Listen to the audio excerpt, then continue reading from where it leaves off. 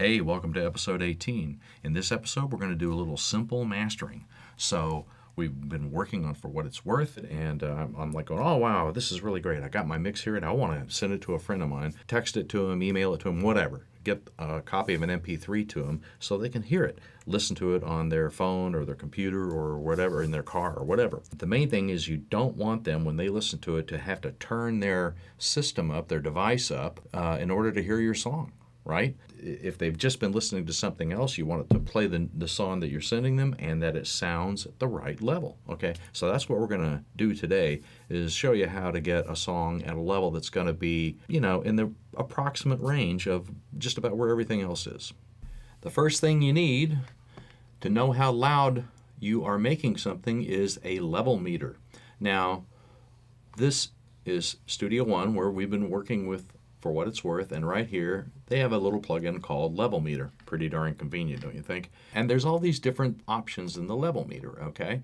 Now there's two kinds of level that you look at. One is called peak and the other is called RMS. There's also a thing called full scale. Now we've talked about this in the past, and 0 dB right here is full scale, okay? Can't go any louder than that. I mean, you can actually go louder than that, but you end up with what's called digital distortion, digital clipping, and you don't want to do that.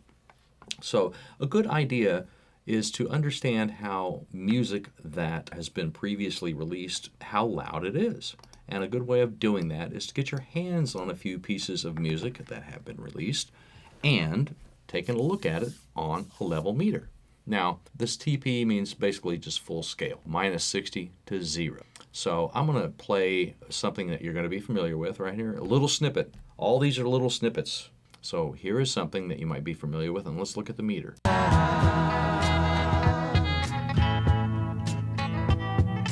Now, over here we're seeing this is the peak readout, and you'll notice that what we've got is about minus 3 peak. And if we look over here, you're going to see two white lines. And they're around the area of minus 12. And the white lines here are root mean square. Root mean square is just a simple equation meaning the average level. It's the way your ears listen and hear things, is root mean square, RMS. Now, if we look again, okay, so that's a general average. So over here, you have these different K factors.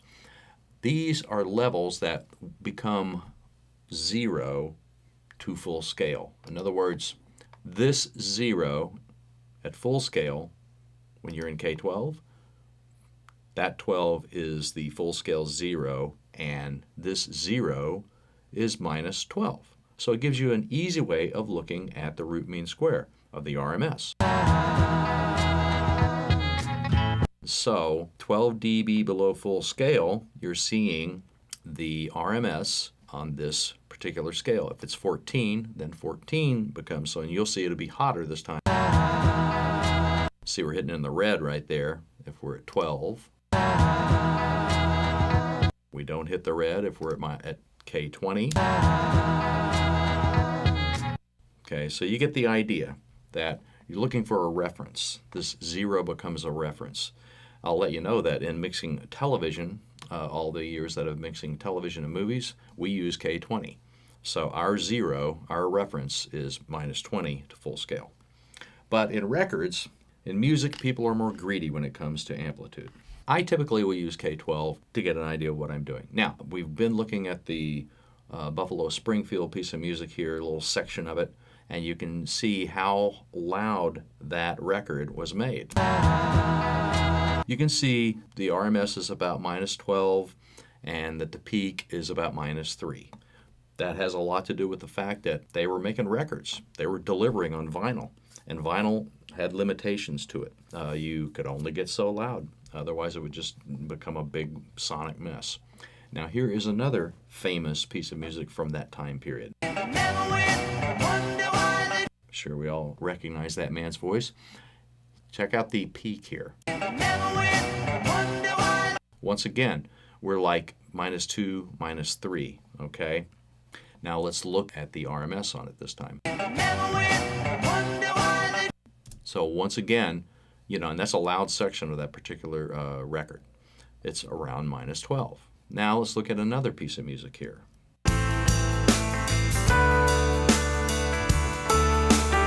Wow, it's right up there, right up close to that 0 dB. This is the early 90s. Digital releases were out. CDs were out. Distributors realized, hey, we can get louder now. We have more amplitude to work with here. And let's look at our RMS on this pass. Okay, so that's like minus 10, -9, somewhere in there, right? Let's look at another piece of music. Now this is a very aggressive mastering right here. Listen, look, you can see it here, as a matter of fact. Let's take a look at this. Look how aggressive, how much more aggressive this piece of music is. This is released around, 2013, somewhere in there. Look how much thicker the waveform is compared to this particular piece of music released in the early 90s. And you can see over time that the mastering approaches can be more moderate, more aggressive. Here's another more current piece of music. See, it's similarly aggressive to this piece of music. Check out their amplitude, their peak. You can tell they set that brick wall of their peak at a 0.5 dB from full scale. And you can look at their RMS. So they're really aggressive. They're like -7, -8 in their RMS. That's really hot. So those are a few examples of, over time, how music has become louder. And there's a term called loudness wars when it comes to mastering. It's how loud can you get your record to sound so people hear it better at a lower volume. It's pretty wild, but so that's a few different approaches right there of how mastering can be done. We're not going to get into the kind of mastering these people are doing because these are mastering engineers, and being a mastering engineer is a very specialized thing. It's like being a brain surgeon or a rocket scientist. It's a very highly specialized thing, and these people make a ton of money doing what they do. But we're just hanging out in our bedrooms trying to make things sound good and compete a little bit with what these guys are doing. So let's look into a few ways of doing that. Okay, here we are in For What It's Worth, the song that we're going to do a little simple mastering on. The output of the main is what we're going to be working with, okay? We need, first of all, to look at a meter to see what we got. So we go down to a section of the song here that's pretty loud. Hey, what's that sound? Everybody look what's going down. So as you recall, when we were mixing the song, we wanted to have headroom so we didn't get into trouble and run out of space to go. And we can see that our peak levels here are in between -10 and -5. That was our target, and Hey, what's that sound? Everybody look. and that's where we are. We're going to select K12 and take a look at our RMS down here. Now we know we're pretty low. We've got a lot of headroom to work with, so we're going to turn this thing up. And the way we do this is with a thing called a limiter. The particular limiter in Studio One 5 that comes with the software is a very simple limiter here. A limiter has a few basic things that you need to understand, and we're going to go over those right now. A limiter is a compressor, but it has a brick wall amplitude. So, and you set that with a thing called a ceiling. We saw that the mastering engineers were leaving about a 0.5 dB of headroom where they stopped their amplitude. Their brick wall was at a 0.5 dB.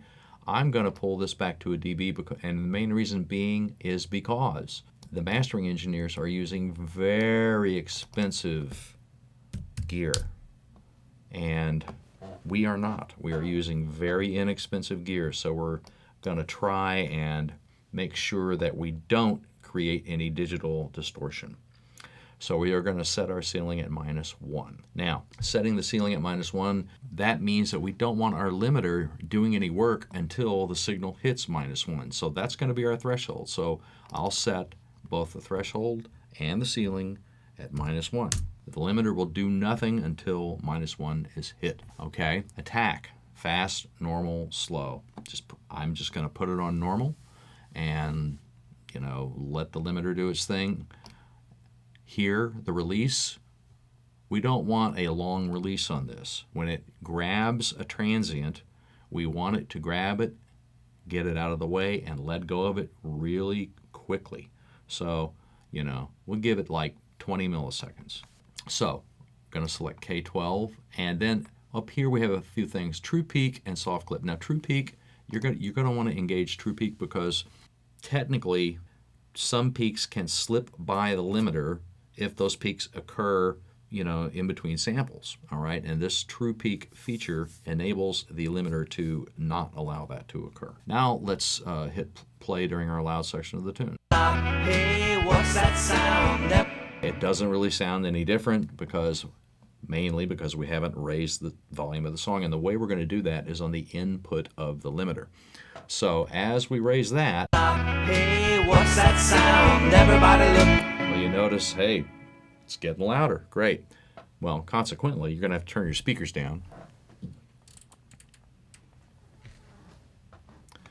Hey, what's that sound? Everybody look what's going down. Hey, what's that sound? Everybody look what's going down. So you want to raise it until you see the limiter start to do some gain reduction. Paranoia strikes deep into your life, it will creep. Starts when you're always afraid. Step out of line, men come and take you away. Okay, so you see we're about -8, -7. So, hey, there we are. We're right in that ballpark of where the mastering engineers are doing their work. And we're getting, minus, I think the claps were the loudest thing in that area. Let's take a look at what's happening when the claps occur. How about that? Paranoia strikes deep into your life, it will creep. Starts when you're always afraid. Step out of line. So I'm going to bring this back just a little bit. Maybe -5 on those claps would be ideal. Paranoia strikes deep into your life, it will creep. Okay, so there we are, -8, -9 on our RMS, and you can see that our peak is -1. Paranoia strikes deep into your life, it will. So the limiter is doing its job. It's doing exactly what we want it to do. So it really is that simple. Just get a limiter in the way to do some very simple mastering. So your song isn't altered. We haven't changed the tone. We haven't changed any real, pump. We haven't created any pumping or anything like that with some compression. There's 100 different ways to master a song, and you will learn over time using compression in front of this limiter of your brick wall can work in your favor.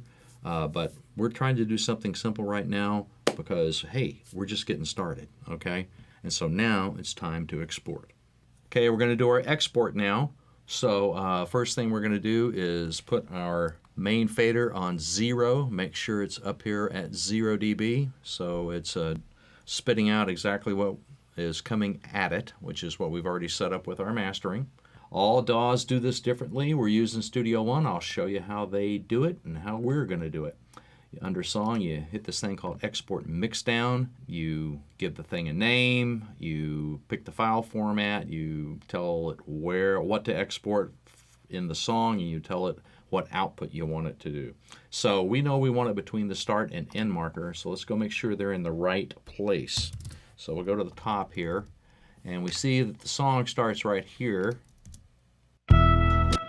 So we don't want this silence area here, so we're going to drag this over toward the beginning of the song here. And we're going to put it about, half a second in front of the song. And that's a good insurance policy that you won't clip off the front of the song. When your friends listen to it, they'll actually hear the beginning of the song, given that half a second in there, okay? Now let's go find the end of the song. Well, where does it end? As I recall, well, the song fades out. Okay, so we got to get this end to the right spot where it fades out. Well, a good way of doing that is by looking at our automation. And we can see our automation move on the buses that we all faded out here. Song ends right around here. Okay, the fader gets to the bottom of the throw right about here. And so we'll go down to about a half a second later about here, and we'll drag the end marker to there. Okay, great. So now we have the start and end marker where we need them. So that's the only tricky thing we got to do. This song, that we got to give it a name. We're going to call it FWIW for what it's worth, and we're going to call it Master 1 because this is the first time we've mastered it, and who knows, might want to change something. File format. I'm going to select MP3, and I'm going to go with the highest bit rate that they got. We know it's in between the start and end marker, and we know we're coming out of the main output, so there you are. We've got it. We're doing the right thing now. Cool. So let's let the software do its magic. And then let's go find our file and make sure that we're doing what we want to do here. Okay, well, there's Studio One, and let's see, there it is, Master One. Okay, well, let's now we have to QC it, make sure that it's working. Okay, all right, well, let's hit play and see what we got.